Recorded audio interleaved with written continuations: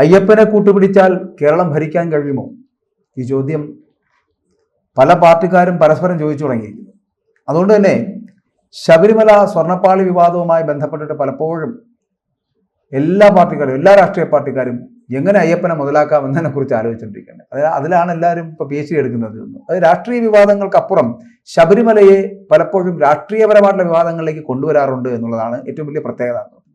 ശബരിമല പലവട്ടം ഇങ്ങനെ ഇതുമായി ബന്ധപ്പെട്ടിട്ടുള്ള വിഷയങ്ങളിൽ വന്നിട്ടുണ്ട്. അത് പലപ്പോഴും തെരഞ്ഞെടുപ്പ് കാലങ്ങളിലാണ് ഇത് കൂടുതലും ഉണ്ടായിട്ടുള്ളത്. ഇപ്പോൾ ശബരിമല സ്വർണ്ണപ്പാളി വിഷയം വല്ലാതെ ഇങ്ങനെ കത്തിക്കയറുകയാണ്. നമ്മൾ അതിലേക്ക് പോകുന്നതിന് മുമ്പ് ആ വിഷയവുമായി ബന്ധപ്പെട്ടിട്ട് പലതരത്തിലുള്ള സമരപരിപാടികൾ, സംഗമങ്ങൾ, ഇതൊക്കെയാണ് ഇപ്പോഴത്തെ ഒരു ഫാഷൻ എന്ന് പറഞ്ഞത്.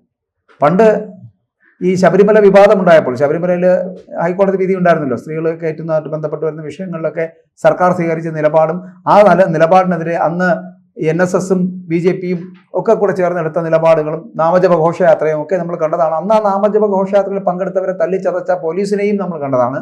അന്ന് ആ നാമജപ ഘോഷയാത്രയ്ക്കെതിരെയും ശബരിമല വിഷയത്തിനെതിരെയും ശക്തമായിട്ട് പ്രതികരിക്കുകയും അതിനെ എതിർക്കുകയും ചെയ്ത ഇടതുപക്ഷ ജനാധിപത്യ മുന്നണി സർക്കാർ 5 വർഷങ്ങൾ കഴിയുമ്പോൾ, അല്ലെങ്കിൽ ഈ പറഞ്ഞതുപോലെ അടുത്ത തെരഞ്ഞെടുപ്പിന്റെ ഒരു കാലഘട്ടം ആകുമ്പോൾ അവർ അയ്യപ്പ സംഗമം നടത്തുകയാണ്. അപ്പോൾ ശബരിമല പാളി വിവാദം ഉണ്ടാകുന്നു. അപ്പോൾ ഇതൊക്കെ നടക്കുന്ന സമയത്താണ് അയ്യപ്പനെ തന്നെ കൂട്ടുപിടിച്ച് അധികാരത്തിലേക്ക് വീണ്ടും എത്താൻ വേണ്ടിയിട്ടുള്ള അവരുടെ ശ്രമം. അപ്പോൾ അത് കണ്ടാൽ കോൺഗ്രസ്സുകാർക്ക് വെറുതെ ഇരിക്കാൻ പറ്റുമോ? ഒരിക്കലും പറ്റൂല. അവരിതാ പ്രതിഷേധ സംഗമം നടത്തുന്നു, പ്രതിഷേധ മാർച്ച് നടത്താൻ പോകുന്നു. ഈ മാസം 18-ാം തീയതി പ്രതിഷേധ മാർച്ച് നടത്തുന്നു അങ്ങ് പന്തളത്ത്, നമ്മുടെ അയ്യപ്പന്റെ കൊട്ടാരത്തിനടുത്ത്. അതെ, അവിടെ പ്രതിഷേധ മാർച്ച് നടത്താൻ പോകുന്നു. അതിനുമുമ്പ് പ്രതിഷേധ സംഗമം എനിക്ക് തോന്നുന്നു നവംബർ 14 മുതൽ ആരംഭിക്കുകയാണെന്ന് തോന്നുന്നു. ഇങ്ങനെ പ്രതിഷേധ സംഗമവും അയ്യപ്പ സംഗമവും ഒക്കെ നടത്തിയാൽ രാഷ്ട്രീയ പാർട്ടികൾക്ക് അധികാരത്തിലേക്ക് എത്താൻ പറ്റുമെന്ന് കരുതുന്നുണ്ടോ? അയ്യപ്പനെ കൂട്ടുപിടിച്ച് അധികാരത്തിലെത്തുകയാണോ ലക്ഷ്യം? അതോ ജനങ്ങൾ, ഭക്തജനങ്ങൾ ഇവർ ആഗ്രഹിക്കുന്ന തരത്തിലേക്ക് ശബരിമലയെ മുക്തമാക്കണമെന്നതാണോ ഇവരുടെ ഏക അഭിപ്രായം എന്ന് പറയപ്പെടുന്നത്? എന്ത് തോന്നുന്നു അനിരുദ്ധന്? ശബരിമല അല്ല, ഭക്തരുടെ സംരക്ഷണമാണ് മെയിനായിട്ട് വേണ്ടത്. ഭക്തി ഒരു ഭാഗത്തുണ്ട് എല്ലാവർക്കും, ഈശ്വരവിശ്വാസം ഇല്ലെന്ന് പറഞ്ഞാലും ഇടതുപക്ഷക്കാർക്കൊക്കെ ഉണ്ട്. അപ്പോൾ ഭക്തരുടെ സംരക്ഷണമാണ് നമ്മുടെ. അവിടെ ദ്വാരപാലകരെ എടുത്തുകൊണ്ട് പോയെന്നൊക്കെ കേൾക്കുന്നത്. ഇപ്പം ദ്വാരപാലകർക്ക് എന്താ സംഭവിച്ചതെന്നും ഇതിൻ്റെ ഉത്തരവാദിത്തപ്പെട്ടവർക്ക് മാത്രമേ അറിയാവുള്ളൂ, നമുക്കാർക്കും അറിയില്ല. പക്ഷേ രാഷ്ട്രീയ പാർട്ടികൾ അവരവരുടേതായ ഭക്തരുടെ ഇല്ലെങ്കിൽ രാഷ്ട്രീയ പാർട്ടിക്ക് വോട്ട് കിട്ടിയത്. CPM ആയാലും കോൺഗ്രസ് ആയാലും. അതുകൊണ്ടാണ് ഭക്തരുടെ വിശ്വാസം കാത്തു സംരക്ഷിക്കാൻ വേണ്ടി ശബരിമലയുടെ സംരക്ഷണം ഏറ്റെടുത്തുകൊണ്ട് കോൺഗ്രസിൻ്റെതായ രീതിക്കും BJPയുടേതായ രീതിക്കും പോയിക്കൊണ്ടിരിക്കുകയാണ്. അല്ല, എനിക്ക് അവിടെ ഒരു സംശയമുള്ളത്, ഈ ഭക്തര് എന്നുള്ള ഒരു വിഭാഗം, ഭക്തർ ഒരു വിഭാഗമാണല്ലോ. കമ്മ്യൂണിസ്റ്റ് ഭക്തർ, കോൺഗ്രസ് ഭക്തർ എന്ന് പറഞ്ഞില്ലല്ലോ, അയ്യപ്പ ഭക്തർ എന്ന് പറഞ്ഞിട്ടുള്ളത് അല്ലേ? അങ്ങനത്തെ ഭക്തരുള്ളപ്പോൾ ഒരു ടീം, അതായത് ഇപ്പോൾ ഇടതുപക്ഷ അയ്യപ്പ സംഗമം നടത്തുന്നു. ആ അയ്യപ്പ സംഗമത്തിൽ BJPക്കാർക്കും ഈ പറഞ്ഞ പോലെ കോൺഗ്രസ്സുകാർക്കും പങ്കെടുത്താൽ തീരാവുന്ന സംഗമേ ഉണ്ടായിരുന്നുള്ളൂ. പക്ഷെ അങ്ങനെ സംഗമം അതെ അതെ അങ്ങനെ ചെയ്യുന്നത് എന്റെ ആവശ്യമുണ്ടോ? അപ്പോ നമ്മളല്ലേ പച്ചയ്ക്ക് വർഗീയത പറയുക എന്ന് പറഞ്ഞ പോലെ പച്ചയ്ക്ക് മതം പറഞ്ഞ് രാഷ്ട്രീയം പറഞ്ഞ് രാഷ്ട്രീയമാക്കി മാറ്റുന്ന തരത്തിലേക്ക് ഇവരെത്തുന്നു എന്നുള്ളത് ഗതികേടാണ് കേരളത്തിന്റെ അല്ലേ? വർഗീയത ഇങ്ങനെ ആളി കത്തിപ്പിച്ചുകൊണ്ടിരിക്കുന്ന രീതിയിലാണ് ഇപ്പൊ ചിന്തിച്ചുകൊണ്ടിരിക്കുന്നത്. ഈ അയ്യപ്പ സംഗമം നടത്തിയ എന്തിനാണ് ഇടതുപക്ഷം? അയ്യപ്പ സംഘവും ഈ പറഞ്ഞതിന്റെ ഒരു രാഷ്ട്രീയത്തിന്റെ ഭാഗമായിട്ട് തന്നെ വോട്ട് ബാങ്ക് ഉറപ്പിക്കുക, അകന്നുനിന്ന സമൂഹത്തെ NSS അടക്കമുള്ളവരെ കൂട്ടുപിടിച്ച് ഇടതുപക്ഷം അവരുടെ സ്വാധീനം ഉറപ്പിക്കുമെന്ന്. ഇനി വീണ്ടും മൈനോറിറ്റി സംഗമം, മുസ്ലിം മൈനോറിറ്റി സംഗമം നടത്താൻ പോണു ഇടതുപക്ഷം. അപ്പോൾ എല്ലാം അവരുടെ അകന്നുപോയവരെയൊക്കെ പിടിച്ച് അവർ വോട്ട് ബാങ്ക് അവർ ഉറപ്പിക്കാനുള്ള ശ്രമം അവർ നടത്തുന്നത്.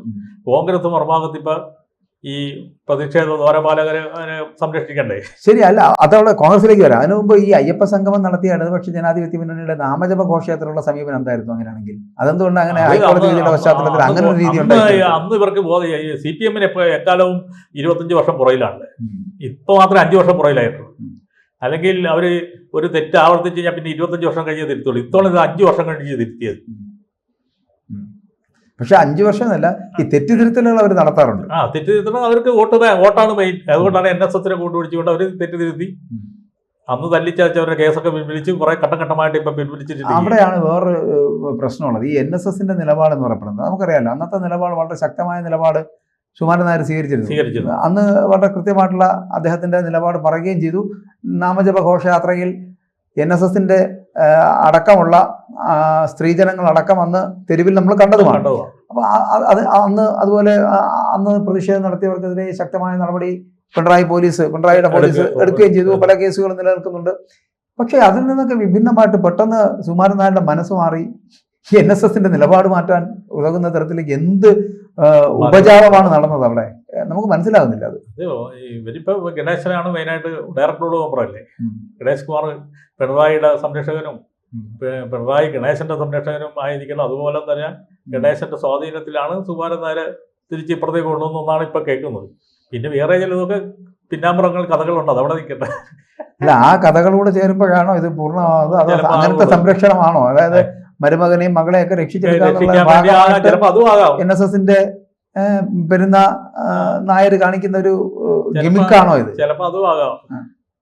അതുകൂടി ചേർന്നിട്ട് നടത്തുന്ന പ്രവർത്തനങ്ങളിലാണോ NSSന്റെ നിലപാട് മാറുന്നത്? ഈ NSSന്റെ നിലപാട് എന്ന് പറയപ്പെടുന്നത് അപ്പോഴപ്പോഴും മാറ്റാനുള്ളതാണോ? അല്ലല്ല, അത് ബോർഡൊക്കെ ഡയറക്ടർ ബോർഡ് യോഗം കൂടിയിട്ടുള്ള തീരുമാനിക്കുന്നത്. അല്ല, ഈ യോഗം ബോർഡ് എന്നൊക്കെ പറയുന്ന സുകുമാരന്മാർ എന്ന് പറയപ്പെടുന്ന ഏകശിലയിലേക്ക് കേന്ദ്രീകരിക്കപ്പെട്ടതുകൊണ്ടാണ്.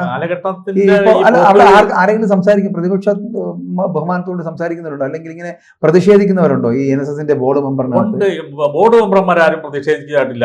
ഒറ്റപ്പെട്ട് നായർ സമുദായത്തിന്റെ ഈ താഴെക്കടയിലുള്ള കമ്മിറ്റികളിൽ പക്ഷേ ഈ വന്ന ഈ അയ്യപ്പ സംഘവുമായി ബന്ധപ്പെട്ട് വരുന്ന വിഷയത്തിൽ എനിക്ക് തോന്നുന്നു 3-4 പേർ അതുമായി ബന്ധപ്പെട്ട് രാജിവെക്കുന്നുണ്ടായിരുന്നു പല കമ്മിറ്റികളിൽ. അവരുടെ കമ്മിറ്റികളിൽ നിന്നൊക്കെ പ്രശ്നം NSSന്റെ താഴത്തെ ശാഖ. പക്ഷേ ഈ ഡയറക്ടർ ബോർഡിലും അല്ലെങ്കിൽ ഈ പറയുന്ന സ്വാധീനം സുകുമാരൻ നായരുടെ സ്വാധീനത്തിൽ തന്നെ നിൽക്കുന്ന അവിടെ ആരും ഉറച്ചിട്ടില്ല ഇതുവരെയും ഇല്ല. അപ്പൊ അവിടെയാണ് ഈ SNDPയുമായിട്ട് ബന്ധപ്പെട്ട് വരുന്ന വിഷയം ഉണ്ടാകും. കാരണം SNDPയുമായിട്ട് വരുന്ന വിഷയത്തിൽ എല്ലാവരും പറയുന്നത് വെള്ളാപ്പള്ളി പറയുന്ന വാചകങ്ങൾക്കപ്പുറം ആരുമില്ല, അതിനകത്ത് ആരും അങ്ങനെ തിരിച്ചു പറയാറില്ല. അതേ നിലപാട് തന്നെയല്ല. എല്ലാം ഇത് തന്നെയാണ്. ഇവരാണെങ്കിലും MESന്റെ ആയാലും ഇവരെല്ലാം കുറെ താല്പര്യം സംരക്ഷിക്കാനുള്ളവരെ മുകളിൽ പിടിച്ചു വെച്ചിരിക്കുകയാണ്. അവരുടേതായ ഒരു ഫോക്കസ് ആണ് തീരുമാനങ്ങളെല്ലാം എടുക്കുന്നത്. ഏകാലോ പറയും ജനാധിപത്യമാണ്, ഞങ്ങളെല്ലാം കൂടിയാലോചിച്ചുകൊണ്ട് ആണ് താഴെക്കടയിൽ നിന്ന് മേലോട്ട് കമ്മിറ്റിയിലേക്ക് പ്രൊമോട്ട് ചെയ്യണം എന്നൊക്കെ പറയും. സത്യത്തിൽ ഇവർ ആര് പറഞ്ഞായിരുന്നാലും ഈ പറയുന്ന പോലെ ആരും ഒരിക്കലും ഇവർ പറയുന്നതൊന്നും ആരും കേൾക്കാൻ പോകുന്നില്ല എന്നുള്ളതാണ് സത്യം, അല്ലേ? അതെ. ഈ NSSന്റെ ആണെങ്കിൽ SNDPയുടെ ആണെങ്കിൽ നിലപാടുകൾ ആരും സ്വീകരിച്ചുകൊണ്ട് അല്ലെങ്കിൽ NSSന്റെ നിലപാടുകൾ കേട്ടുകൊണ്ട് ആരും മുന്നോട്ട് പോകാൻ ആഗ്രഹിക്കുന്നില്ല എന്നുള്ളതാണ്. കാരണം SNDPയുടെ വെള്ളാപ്പള്ളി പറഞ്ഞാലോ NSSന്റെ വോട്ടായ NSSകാരനാണെങ്കിലും SNDPക്കാരനാണെങ്കിലും വോട്ട് അവൻ ചെയ്യുന്നിടത്ത് വിശ്വാസത്തിൽ അവന് വോട്ട് ചെയ്യും. ശരി, അങ്ങനെയാണെങ്കിലാണ് ഇപ്പോൾ കോൺഗ്രസ് നമ്മൾ ഈ പറഞ്ഞ അയ്യപ്പ സംഗമം നടത്തുന്ന ഇടത് മുന്നണിയെ കണ്ടു. അവരുടെ വോട്ട് തന്നെയാണ് അവരുടെ ലക്ഷ്യം. പക്ഷെ അത് എനിക്ക് തോന്നുന്നു ശക്തമായ രീതിയിലൊക്കെ അയ്യപ്പ സംഗമം നടത്തി പൈസയൊക്കെ ഖജനാവി എന്നൊക്കെ കൊടുത്തിട്ടാണ് പൈസ നടത്തിയത്. അത് ഹൈക്കോടതി ഇടപെടലുണ്ട്, അങ്ങനത്തെ പൈസ കൊടുക്കാൻ പാടില്ല എന്ന് പറഞ്ഞിട്ടും തിരുവിതാംകൂർ ദേവസ്വം ബോർഡ് 3 കോടി രൂപ ചിലവഴിച്ചിട്ടുണ്ടെന്നാണ് അറിയാൻ കഴിയുന്നത്. അത് അപ്പൊ അയ്യപ്പ സംഗമം നടത്തിയത് സമ്പൂർണ്ണ പരാജയമായിരുന്നു സത്യത്തിൽ, അല്ലേ? ഇനി അടുത്തത് കോൺഗ്രസിന്റെ വക പ്രതിഷേധ സംഗമമാണ്. ഈ പ്രതിഷേധ സംഗമം കൊണ്ട് ഉദ്ദേശിക്കുന്നത് എന്താണ് ഈ കോൺഗ്രസ്? നമ്മൾ ഈ വിശ്വാസികളുടെ സംരക്ഷകരായിട്ട് കോൺഗ്രസ് നിന്നില്ലെങ്കിൽ നമ്മൾ ഒറ്റപ്പെട്ടു പോകും. അപ്പൊ വിശ്വാസികളെ സംരക്ഷിക്കണം. അപ്പൊ ആ കൂട്ടത്തിൽ അയ്യപ്പന്റെ ദ്വാരപാലകരെ സംരക്ഷിക്കണ്ടേ? അല്ലെങ്കിൽ ഇത് മൊത്തം അടിച്ചു മാറ്റി കളയും. അല്ല, ഈ അടിച്ചുമാറ്റം എന്ന് പറയുമ്പോൾ നിങ്ങളുടെ ഭരണകാലത്ത് ഉണ്ടായിരുന്നല്ലോ ഈ അടിച്ചുമാറ്റുന്ന വിദ്വാൻമാർ അവിടെ ഉണ്ടായിരുന്നതാണ്. എനിക്കും സംശയം ഇതിപ്പോ എവിടെ ചെന്ന് തീരുമെന്നുള്ളത്. ഇത് ചിലപ്പോൾ അവസാനം ഈ കോഓപ്പറേറ്റീവ് ബാങ്കിലെ അഴിമതിയെ കുറിച്ച് ആരും മിണ്ടുന്നില്ല. BJP മിണ്ടുന്നില്ല, CPM മിണ്ടുന്നില്ല, കോൺഗ്രസ് മിണ്ടുന്നില്ല. കോഓപ്പറേറ്റീവ് ബാങ്ക് ഇന്നിപ്പോ മൊത്തം കുത്തഴിഞ്ഞ് കിടക്കുക എല്ലായിടും അഴിമതിയുടെ. എന്ന് പറഞ്ഞ പോലെ ദേവസ്വം ഭരണത്തിലും കോൺഗ്രസ് ഇരുന്ന കാലഘട്ടത്തിലുണ്ട്. 1999 ഇങ്ങോട്ട് എൻക്വയറി വരാൻ പറഞ്ഞു കഴിഞ്ഞാൽ എല്ലാവരും കുടുങ്ങും. അതാണ് ആ കാലഘട്ടത്തിൽ രാമൻപിള്ള അടക്കമുള്ളവർ പല പ്രസിഡന്റും മെമ്പറും ഒക്കെ ആയിരുന്ന കാലഘട്ടത്തിലൊക്കെ ഇതൊക്കെ കാണാനുള്ള സാധ്യതയുണ്ട്. ഈ പലരും അപ്പൊ ഇത് ഒരു പരിധിവരെ ഇത് അല്പം കഴിയുമ്പോൾ ഇത് ശാന്തമാകും. അല്ല, പക്ഷെ അതിനകത്തുള്ളൊരു ഒരു ഒരു ഒരു പ്രശ്നം എന്ന് പറയപ്പെടുന്നത് ഇന്ന് പത്രങ്ങൾ നൽകിയ ഒരു വാർത്ത, എനിക്ക് തോന്നുന്നു മനോരമയാണെന്ന് തോന്നുന്നു. അതിനകത്തൊരു പത്രത്തിൽ ഒരു വാർത്ത കൊടുത്തിട്ടുള്ളത് 2014 തിളങ്ങിയിരിക്കുന്ന ഈ ദ്വാരപാലക ശില്പങ്ങൾ കാണാൻ കഴിയും. തിളങ്ങിയിരിക്കുന്നത് അത് സ്വർണം പൂശിയിട്ടുള്ളത് തന്നെയാണെന്ന് വളരെ കൃത്യമായിട്ട്. അതായത് 1998 പൂശിയത് ഈ 2014 എത്തുമ്പോഴത്തേനും ഏകദേശം 10-15-16 വർഷം കഴിയുമ്പോഴത്തേനും അതേ തിളക്കത്തോടു കൂടി അത് മങ്ങല് വരില്ല. അതെ, അതേസമയം 2019 പൂശിയതിന് 2025 നോക്കുമ്പോൾ വെളുത്ത് വെണ്ണീറായിട്ട് നിൽക്കുകയാണ്. അല്ല, അപ്പോൾ ഞാൻ പറയുന്നത് സ്വർണം തന്നെയാണ്. ചെമ്പാകുമ്പോഴേ അതിനകത്ത് കറക്കുകയുള്ളൂ.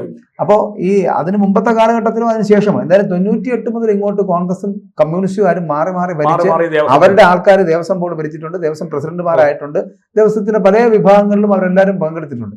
അപ്പോൾ ഇത് സ്വർണ്ണപ്പാളി വിവാദം ഇത്രയും കടുത്തതായിട്ട് തീരുമ്പോൾ മൗനം പാലിച്ച് മുന്നോട്ട് പോകാൻ ഒരു രാഷ്ട്രീയ പാർട്ടിക്കും കഴിയും. പക്ഷെ അന്വേഷണം വന്നാൽ ഇവരെല്ലാവരും കൊടുക്കില്ല. എല്ലാവരും അല്ല, അതെങ്ങനെയാണ് നിങ്ങൾ നോക്കിക്കാണുന്നത്? ഇത്തരത്തിൽ ഈ ഇടതുപക്ഷത്തിന്റെ ആയാലും വലതുപക്ഷത്തിന്റെ ആയാലും ആൾക്കാർ ഇതിനകത്ത് ഉൾപ്പെട്ടിട്ടുണ്ട് എന്നുള്ളത് ഇപ്പൊ ഈ സംഗമം. സാറേ, ഈ ഗോപജി, ഈ ഉണ്ണികൃഷ്ണൻ നമ്പൂതിരിയാണ് ഇപ്പൊ ഇതിനകത്ത് മെയിൻ ഒരു കക്ഷി. ഉണ്ണികൃഷ്ണൻ നമ്പൂതിരി ഒറ്റയ്ക്ക് ഇത് ചെയ്യില്ല. ഇത്രയും സുരക്ഷാ സംവിധാനമുള്ള സ്ഥലത്തും ഇത്രയും ജനങ്ങളുമായിട്ട് ബന്ധപ്പെട്ട് ഇത്രയും വലിയൊരു ജനസാന്ദ്രത അവിടെ എത്തുന്ന ഒരു ഭക്തി കേന്ദ്രത്തിൽ ഉണ്ണികൃഷ്ണൻ നമ്പൂതിരി എന്ന കേവലം ഒരു മനുഷ്യനെ കൊണ്ട് ഇത് നടക്കില്ല. ഇതിനൊരു പറ്റം കൂട്ടായ ക്രിമിനൽ മൈൻഡുള്ള ഈ തട്ടിപ്പ് ഗൂഢാലോചന ചെയ്യുന്ന ഒരു സംഘമുണ്ട്.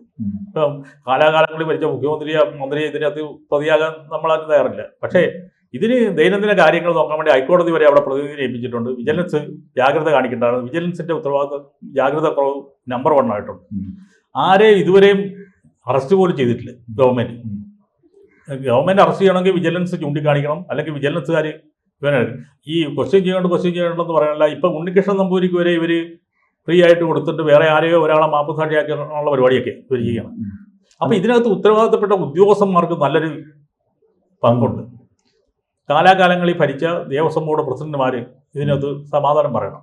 അവർക്കൊക്കെ ഇതിനകത്ത് കൈയഴി പോകാൻ പറ്റില്ല. അല്ല, അത് നിൽക്കട്ടെ. ഞാൻ ശരിയാണ്, ഈ പ്രസിഡന്റുമാർക്ക് അതിനകത്ത് പങ്കുണ്ട്. പക്ഷേ ഈ മന്ത്രിമാർക്ക് ഇതിനകത്ത് അങ്ങനെ മന്ത്രിമാർക്ക് ഇതിനകത്ത് റോളൊന്നും കിട്ടിയല്ല. അപ്പൊ മന്ത്രിമാർക്ക് ഇപ്പൊ ദേവസ്വത്തിലാകുമ്പൊക്കെ ബോർഡിലൊക്കെ നടക്കുന്ന കാര്യങ്ങളിലൊന്നും അവർക്കൊന്നും ഇതിനകത്തൊന്നും ഒന്നും അത് ഏത് ഇപ്പൊ XOR Y നമ്മൾ രാഷ്ട്രീയം പറയേണ്ട കാര്യം. ഇപ്പൊ പിണറായിക്ക് ശബരിമല ഇന്ന് എത്ര കിട്ടി, 600 കിട്ടിയ 200 കിട്ടിയ അന്ന് തിരക്കേണ്ട കാര്യമൊന്നുമില്ല. തിരക്കാനും പോയില്ല. ഉമ്മൻചാണ്ടി പോയിട്ടില്ല, ആന്റണി പോയിട്ടില്ല, അതിന് ശേഷം വന്ന് മന്ത്രിമാർ. പക്ഷേ അവിടുത്തെ കാലാകാലങ്ങളിൽ വെച്ച് ദേവസ്വം ബോർഡ് പ്രസിഡന്റുമാർക്ക് ഉദ്യോഗസ്ഥന്മാർക്ക് അവിടുത്തെ ചീഫ് എക്സിക്യൂട്ടീവ് എഞ്ചിനീയർ, ചീഫ് ആയിട്ടുള്ള എല്ലാ വിധത്തിലുള്ള വിജിലൻസ് ഡിപ്പാർട്ട്മെന്റ്, പ്രത്യേകിച്ച് ഹൈക്കോടതി നേരത്തെ പറഞ്ഞിട്ടുണ്ട് അവിടുത്തെ എല്ലാ കാര്യവും ജാഗ്രതയോടെ കൊണ്ടുപോകണമെന്നാണ് ഹൈക്കോടതി പറഞ്ഞിരിക്കുന്നത്. A to Z. അപ്പൊ അവിടുത്തെ ഉത്തരവാദിത്തപ്പെട്ട ഉദ്യോഗസ്ഥന്മാരുടെ അനാസ്ഥയാണ് ഈ സാധനം. അവിടുന്ന് ഈ ദ്വാരപാലകനെയൊക്കെ വിളിച്ച് ഉണ്ണികൃഷ്ണൻ നമ്പൂരി എന്നുകൊണ്ട് അവിടുത്തെ സ്റ്റാഫ് പോലും അല്ല, മേൽശാന്തിയുടെ കീഴ്ശാന്തിയുടെ ആരും അല്ല. അവിടെ ഒരാളെ ചുമ്മാ ഏതോ ഒരു വലിയൊരാൾ അവിടെ വന്ന് അവൻ്റെ കയ്യിൽ കാര്യങ്ങളൊക്കെ പോയി അയാളുടെ കയ്യിൽ ഈ സാധനം കയറ്റി ബാംഗ്ലൂർക്ക് അയക്കണം. ചെന്നൈക്ക് വിട്ട സാധനം ബാംഗ്ലൂർക്ക് പോയെന്ന് പറയുന്നത്, ബാംഗ്ലൂരിൽ നിന്ന് ഹൈദരാബാദിൽ പോയെന്ന് പറയുന്നത്, തിരിച്ച് ബാംഗ്ലൂർ ഇവിടെ വന്നെന്ന് പറയുന്നത്, കോട്ടയത്ത് വന്നിരുന്നെന്ന് പറയുന്നത്, കോട്ടയത്ത് നിന്ന് സഹോദരിയുടെ വീട്ടിലെത്തിയെന്നൊക്കെ. ഇതെല്ലാം ഒരു മറിമായം പോലെ ഇങ്ങനെ നടക്കുകയാണ്. അപ്പം ഇതിനൊക്കെയുള്ള അനുവാദം കൊടുത്തതും ഇത് ഇത്രയും ദിവസം വൈകിട്ട് ഈ ഉദ്യോഗസ്ഥന്മാരാ ദേവസ്വം ബോർഡ് പ്രസിഡന്റ് ഒക്കെ ഇതെവിടെ പോയി ഇത് തിരക്കാൻ? ഈ സാധനം ഇവിടുന്ന് ഇളക്കി കൊണ്ടുപോയിട്ടെങ്കിൽ തിരിച്ചു കൊണ്ടുവരട്ടെ. തീർച്ചയായിട്ടും. അപ്പൊ ഈ അവിടെ അല്ലെങ്കിൽ ഈ കണക്കിന് അയ്യപ്പനെ വരെ എടുത്തോണ്ട് പോയി ആരും അറിയല്ല. കൊട്ടാരത്തെ ഒരു കണക്കിന് വെക്കണ ഭാഗ്യമായി. അല്ല, ഉണ്ണികൃഷ്ണൻ നമ്പൂതിരിക്ക് അത്രത്തോളം സ്വാധീനം ഉള്ളതുകൊണ്ടാണല്ലോ ഇത് നടക്കുന്നത്. ഇപ്പൊ ഇതിനകത്ത് എന്ത് വന്നാലും ഉണ്ണികൃഷ്ണൻ നമ്പൂതിരിയാണ് നമ്പർ 1 പ്രതി.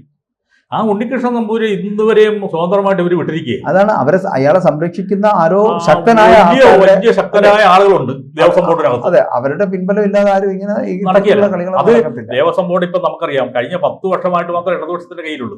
അതിനു മുമ്പ് കോൺഗ്രസ് 5 വർഷം ഭരിച്ച ദേവസ്വം ബോർഡ് കോൺഗ്രസിന്റെ കയ്യിലായിരുന്നു. അപ്പൊ ഇത് നമ്മൾ വകുപ്പ് മന്ത്രിമാരെ ഇവിടുത്തെ മുഖ്യമന്ത്രിയെ കുറ്റം പറഞ്ഞിട്ട് കാര്യമില്ല.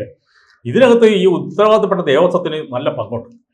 ഇതിനകത്തുള്ളത് ദേവസ്വം ബോർഡ് പ്രസിഡന്റുമാര്, ദേവസ്വം ബോർഡിനകത്തുള്ള മെമ്പർമാരുണ്ട്. ഇവരൊക്കെ ചുമ്മാ യാതൊരു ഉത്തരവാദിത്തമില്ലാതെ ഇരിക്കണമെങ്കിൽ ഈ പോസ്റ്റിൽ പോകരുത്. അതെ, അല്ല, അങ്ങനെയുള്ളവരുടെ വളരെ കൃത്യമായിട്ടുള്ള സ്വാധീന വലയത്തിനുള്ളിലായിരിക്കും ഉണ്ണികൃഷ്ണൻ പറ്റിയപ്പോഴുള്ളത്.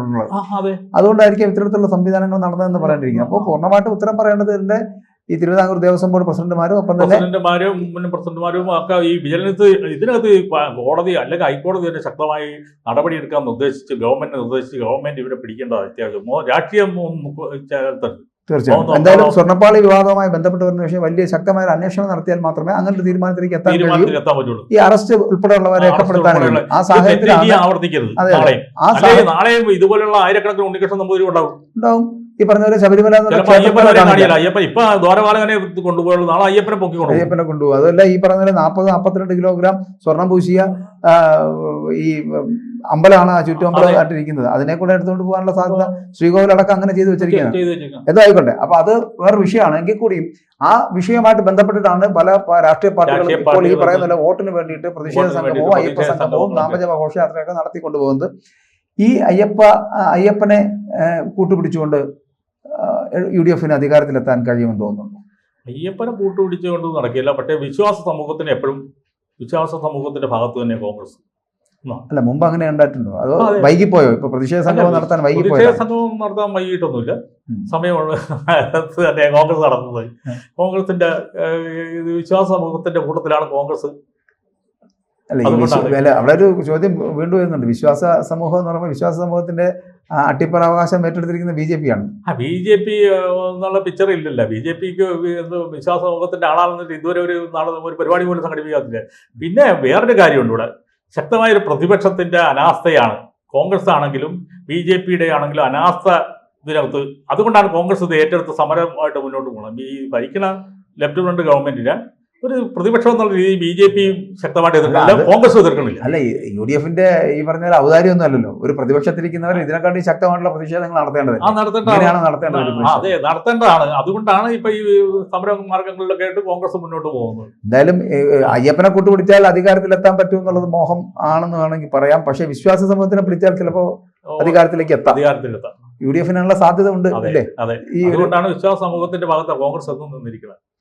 കാത്തിരുന്ന് കാണാം. വിശ്വാസി സമൂഹത്തോടൊപ്പമാണോ കോൺഗ്രസ് എന്നും പ്രതിഷേധ സംഗമം നടത്തിയാൽ UDFന് 2026 നിയമസഭാ തെരഞ്ഞെടുപ്പിൽ അധികാരത്തിലെത്താൻ കഴിയുമോ എന്നൊക്കെയുള്ള വലിയ ചോദ്യം നിലനിൽക്കുന്നുണ്ട്. അതിനൊക്കെ ഉത്തരം ഉണ്ടാകട്ടെ. 2026 മെയ് വരെ കാത്തിരിക്കാം. ഉത്തരവുണ്ടാകും. അതെ.